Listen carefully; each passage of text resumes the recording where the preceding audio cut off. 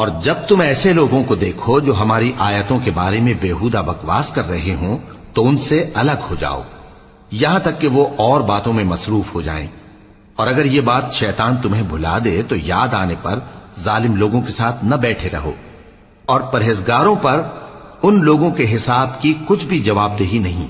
ہاں نصیحت تاکہ وہ بھی پرہیزگار ہوں۔ اور جن لوگوں نے اپنے دین کو کھیل اور تماشا بنا رکھا ہے اور دنیا کی زندگی نے ان کو دھوکے میں ڈال رکھا ہے، ان سے کچھ کام نہ رکھو،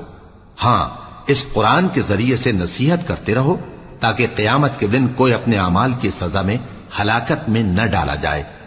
اس روز اللہ کے سوا نہ تو کوئی اس کا دوست ہوگا اور نہ سفارش کرنے والا، اور اگر وہ ہر چیز جو روئے زمین پر ہے بطور معاوضہ دینا چاہے تو وہ اس سے قبول نہ ہو۔ یہی لوگ ہیں کہ اپنے اعمال کے وبال میں ہلاکت میں ڈالے گئے، سو ان کے لیے پینے کو کھولتا ہوا پانی اور دکھ دینے والا عذاب ہے، اس لیے کہ کفر کرتے تھے۔ کہو